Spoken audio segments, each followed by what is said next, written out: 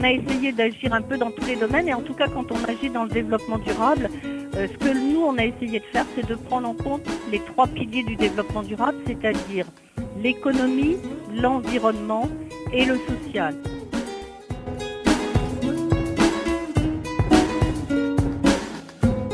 Alors moi je suis Marie-Claude Berly et je suis adjoint au maire depuis 2008, donc c'est mon 2e mandat. Je suis à la fois adjoint au maire de la ville de Montauban.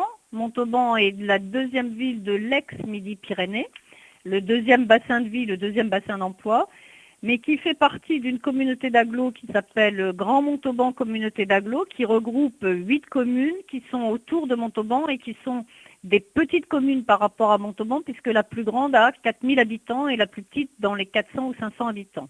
En ce qui me concerne, je suis adjoint au maire de Montauban, en charge du développement durable, de l'eau, de l'assainissement, des parcs et jardins, de la propreté, des déchets et de tout ce qui est réseau. Et en fonction des délégations et en fonction de ce qui se passe à la fois à la ville et à la commune, je suis aussi déléguée communautaire. Et la répartition des tâches fait que de temps en temps, quand j'agis, je suis adjoint maire et quand j'agis, je suis délégué communautaire. Par exemple, tout ce qui tourne au développement durable est traité au niveau du Grand Montauban. Donc quand je parle de développement durable, je parle à la fois pour la ville de Montauban et pour l'EPCI Grand Montauban Communauté d'agglos, incluant les 8 communes qui en font partie. Par contre, pour l'eau et l'assainissement et les parcs et jardins, je suis cette fois-ci adjoint au maire. Donc en fait, on n'a jamais doublé les postes, mais chacun, dans les services comme dans les élus, peut être amené à travailler soit dans le cadre de la ville, soit dans le cadre du Grand Montauban.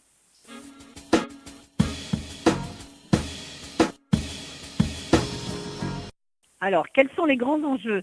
Quand on est arrivé en 2008, il y avait déjà du développement durable qui était fait entre 2001 et 2008, dont je ne saurais pas parler parce que je n'étais pas en charge. En tout cas, en 2008, la première chose que l'on a fait, c'est qu'on s'est dit, en fait, il faut qu'on fasse une photo de notre territoire. Et une des manières de faire la photo, c'était de se lancer dans un plan climat-énergie territorial, alors même qu'il n'était pas obligatoire, mais ça nous permettait d'avoir un point zéro pour mettre en place les actions que nous souhaitions mettre en place dans le cadre du développement durable. Donc nous avons travaillé sur ce plan climat selon la méthode qui avait été préconisée par l'ADEME. Et en 2010, nous avons donc eu une photo très stricte et très non contestable de notre territoire sur tous les plans qui étaient traités dans le plan climat. Et nous nous sommes rendus compte très vite que le principal émetteur de gaz à effet de serre, c'était les transports. Donc on a fait un focus très particulier sur tout ce qui était transport et mise en place de transports alternatifs à la voiture, avec en même temps mettre en place des zones qui permettaient aux Montalbanais et aux personnes qui habitaient le Grand Montauban d'avoir des zones de repos, des zones de sentiers ou de jardins qui leur permettaient de respirer et de s'aérer, mais à l'intérieur de leur communauté de vie, c'est-à-dire à l'intérieur soit de Montauban, soit du Grand Montauban.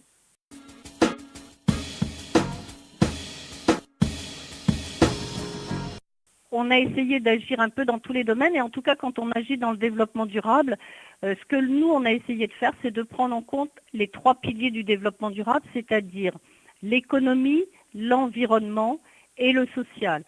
Par exemple, ce que nous avons mis en place, indépendamment de la politique de transport qui permet d'allier au transport en commun quelque chose qui s'appelle le transport à la demande, qui permet d'irriguer tout le Grand Montauban avec des lignes qui ne sont pas régulières, mais qui permettent de pouvoir se déplacer à l'intérieur du Grand Montauban au prix d'un ticket de bus qui doit être de l'ordre de 1 euro et c'est pratiquement un taxi dit social.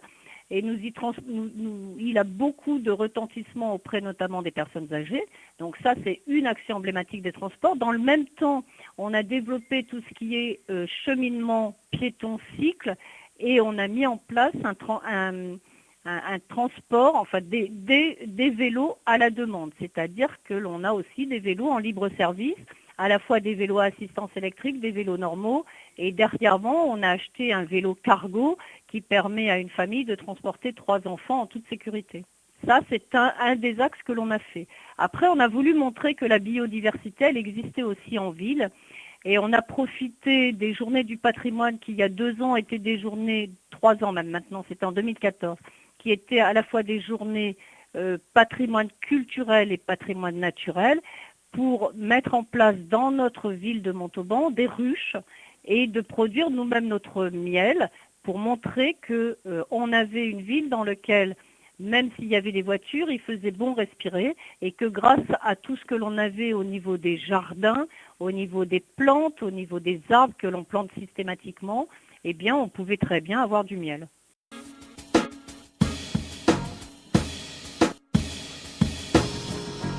Tout ce qui permet aux gens de se déplacer de façon efficace et avec un moindre impact sur la voiture, donc tout ce qui permet de se déplacer de façon non égoïste, pour moi c'est quelque chose d'important. On a mis en place, indépendamment de ce transport à la demande, on s'est intégré, on était un des précurseurs avec la ville de Moissac, dans le Tarn-et-Garonne, de ce que l'on appelle Réseau Pouce, qui est de l'autostop organisé.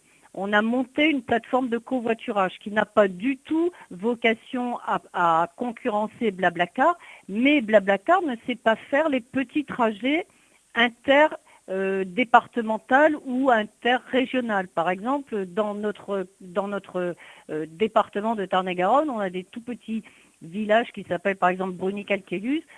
C'est impossible que Blablacar puisse offrir quelque chose comme cela. Donc nous, on a privilégié aussi un covoiturage local qui permet, et ce réseau pouce qui est en fait un autostop organisé, qui permet à chacun de trouver une solution alternative au tout voiture tout seul.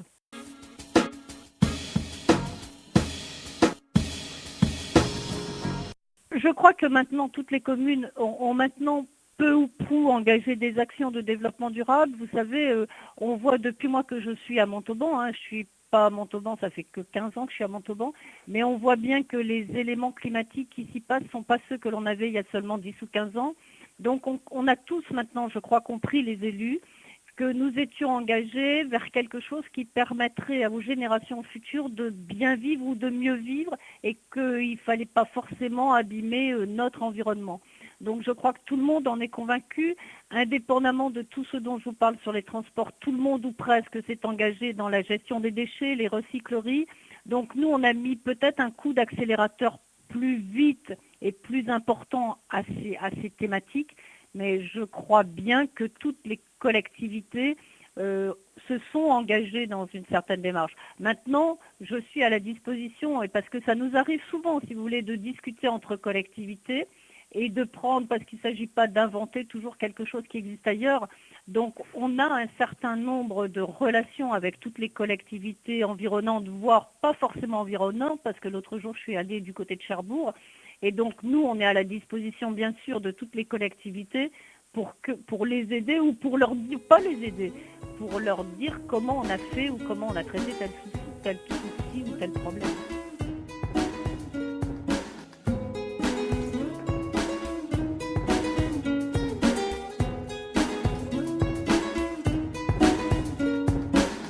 Anytime I see with you